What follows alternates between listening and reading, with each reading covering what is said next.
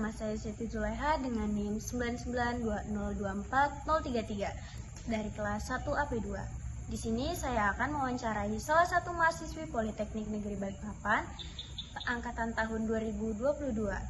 Nah, di sini saya akan mewawancarai mengenai etika bermasyarakat dalam nilai Pancasila sila pertama, ketuhanan yang Maha Esa. Nah, tanpa berlama-lama, langsung saja memperkenalkan dirinya terlebih dahulu. Halo, perkenalkan nama saya Maria Donatella Intan dari jurusan Pariwisata Prodi D3 Tata Boga angkatan tahun 2022. Baik, kepada Mbak Intan, terima kasih telah bersedia mengenai waktunya untuk diwawancarai. Baik, memasuki sesi pertanyaan. Pertanyaan pertama, apa itu makna dari sila pertama Pancasila? Baik, terima kasih atas jawabannya. Sila pertama Pancasila yaitu dasar negara yang menjunjung tinggi kebebasan beragama dan berkeyakinan. Sila pertama menekankan kepercayaan kepada Tuhan Yang Maha Esa. Ini berarti setiap warga negara bebas beragama dan berkeyakinan, serta menghormati keyakinan orang lain. Baik, terima kasih atas jawabannya. Lanjut sesi pertanyaan kedua. Nah, bagaimana cara mengimplementasikan sila Pancasila yang pertama dalam kehidupan sehari-hari? Baik, menurut saya yang pertama yaitu saling menghormati tempat ibadah, tidak memaksa agama orang lain menuju agama kita, dan bersikap toleran terhadap sesama agama dan ataupun perbedaan agama. Baik, apa saja contoh dari pelanggaran terhadap sila pertama Pancasila? Yang pertama yaitu membenci agama orang lain, menista atau menginjak agama orang lain. Baik, lanjut ke pertanyaan terakhir. Mengapa sila pertama dianggap penting untuk diamalkan? Karena sila pertama yaitu menjaga persatuan dan kesatuan bangsa dan bernegara, dan menghindari konflik antara umat beragama, dan menciptakan lingkungan yang harmonis dan damai. Baik, terima kasih kepada Mbak Intan atas waktu dan kesempatannya telah mengikuti wawancara saya. Kurang lebihnya saya mohon maaf. Saya Siti Zuleha pamit undur diri. Wassalamualaikum warahmatullahi wabarakatuh. Assalamualaikum warahmatullahi wabarakatuh. Selamat sore. Perkenalkan, nama saya Marina Nayaknin Piandira dengan NIM 992244031 dari kelas 1 AP2. Agenda saya kali ini akan mewawancarai salah satu mahasiswa Poltekba dengan tema etika di masyarakat yang berkaitan dengan ideologi Pancasila. Sebelum memasuki pertanyaan, bisa perkenalkan diri terlebih dahulu. Oke, perkenalkan, nama saya Raditya Abis Pratama. Saya dari jurusan Teknik Mesin, Prodi D3 Alat Berat dengan NIM 9120240006. Baik, terima kasih atas perkenalannya Bang Adit. Memasuki pertanyaan pertama, menurut Abang sendiri nih, sila kedua itu maknanya gimana sih? Makna dari sila kedua ya kan, itu maknanya kan kemanusiaan yang adil dan beradab. Berarti dari sila itu menekankan rasa adil, menghormati hak asasi manusia, serta menjunjung tinggi nilai-nilai kemanusiaan. Di sila ini juga itu diharapkan semua orang dapat memperlakukan sesama dengan rasa adil dan hormat tanpa memandang agama, ras, dan kebudayaan orang lain ya kan. Di sila ini juga itu emang kan kita itu harus memiliki adab yang baik kepada sesama, terutama kita di negara Republik Indonesia ini kan emang memiliki dasar negara yaitu Pancasila ya kan. Jadi ya kita itu memang harus menekankan sikap rasa kemanusiaan yang tinggi dan adil kepada sesama. Tidak ada saling membedakan antara suku ini, kamu hitam, kamu putih, nggak ada. Betul. Baik, tadi kan penjelasan terkait sila kedua menurut Bang Ranti. Lanjut yang kedua, menurut Abang sendiri, bagaimana sih etika masyarakat sekarang yang berkaitan dengan sila kedua? Yang berkaitan dengan sila kedua ya. Sebenarnya udah banyak ya di Indonesia ini. Kita kan emang mengamalkan dari si Pancasila ya. Kita kan bisa lihat tuh kalau misalnya ada nih contoh mahasiswa yang kesusahan tuh, pasti kan ada aja lah orang yang di sekitar yang ngebantuin dia ya kan, tanpa memandang dia ini dari jurusan mana, dari jurusan apa, ataupun dia ini orangnya kok jelek kan, enggak kan, pasti ya saling membantu.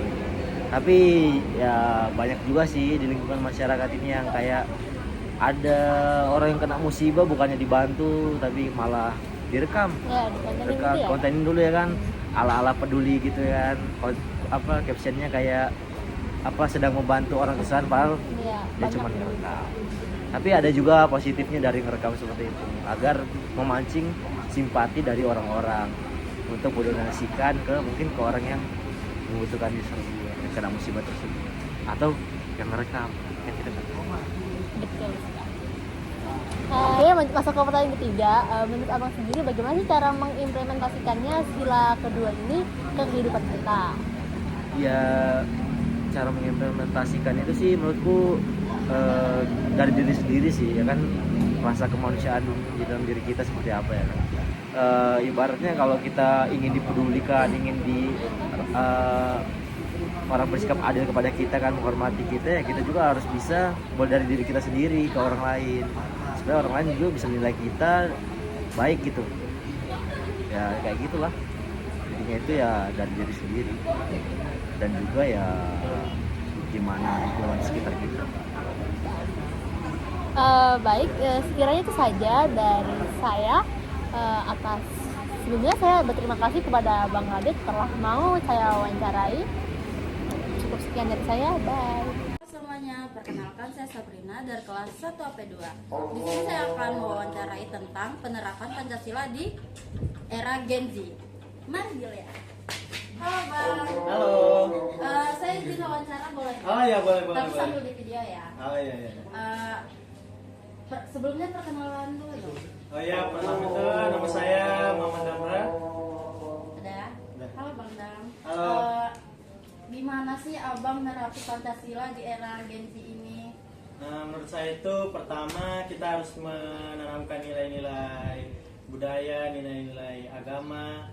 Terus kita harus memaklumi segala perbedaan ras, suku, budaya, agama, karena di sini tuh kita di Indonesia banyaknya perbedaan suku, banyaknya perbedaan ras, banyaknya perbedaan budaya, dan ada berbagai macam agama. Jadi kita harus bisa memaklumi itu dan kita harus bisa memaklumi semua perbedaan itu.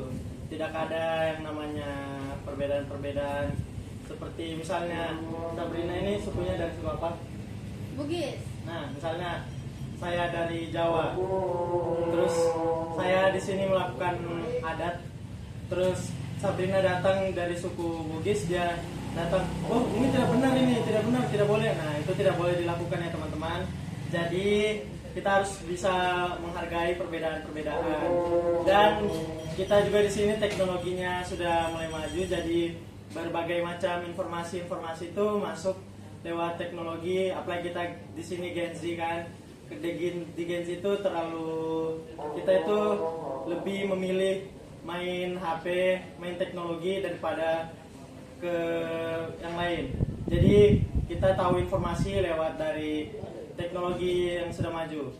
Nah, di situ berbagai macam informasi yang tidak benar juga bisa masuk. Jadi jangan semua dimasukin, jangan semua langsung diterima. Jadi harus dipilih-pilih, dilihat yang mana yang benar, yang mana yang salah. Ya.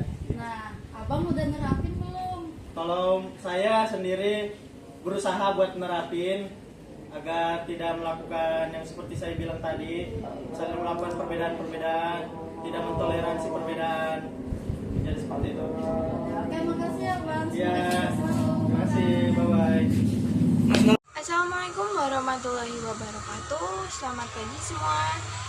Perkenalkan, nama saya Melinda Dia Agustina dari jurusan Bisnis Program Studi Akuntansi Perpajakan kelas 1 AP2. Di sini saya akan melakukan wawancara bersama Mbak Kating dari Politeknik Negeri Balikpapan mengenai etika bermasyarakat.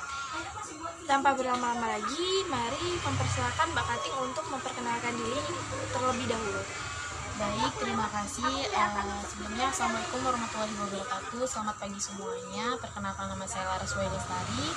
Saya dari jurusan Bisnis Program Studi Akuntansi Perpajakan dan saya dari angkatan tahun 2021. Baik Mbak, di sini saya mohon izin untuk mengajukan pertanyaan mengenai Apa menurut Mbaknya itu apa etika bermasyarakat? Baik, terima kasih pertanyaannya. Kalau menurut pendapat saya, etika bermasyarakat itu merupakan cara kita berperilaku di lingkungan bermasyarakat. Setelahnya saya akan menanyai, setelah Mbaknya sudah menjelaskan apa itu etika bermasyarakat, saya akan menanyakan tentang kaitannya etika bermasyarakat dengan Pancasila butir keempat itu menurut Mbaknya apa? Baik, terima kasih. Kalau misalkan ditanya soal keterkaitan, jelas itu berkaitan ya, karena nilai keempat Pancasila itu kan artinya bermusyawarah, ya kan. Jadi kalau misalkan ditanya soal etika bermasyarakat dalam bermusyawarah, itu pasti sangat berkaitan, karena kalau misalkan kita dalam bermusyawarah itu tidak ada etika, maka musyawarah tersebut tidak akan pernah tercapai, seperti itu. Contohnya itu kayak menghargai pendapat orang lain dalam bermusyawarah. Oh, baik. Dari penjelasannya Mbaknya, saya sudah sedikit memahami tentang apa itu etika bermasyarakat. Jadi, selebihnya mohon maaf dan saya mengucapkan terima kasih banyak atas kesempatannya dari Mbak Kating. Selebihnya dan sesudahnya saya mengucapkan terima kasih banyak. Wassalamualaikum warahmatullahi wabarakatuh.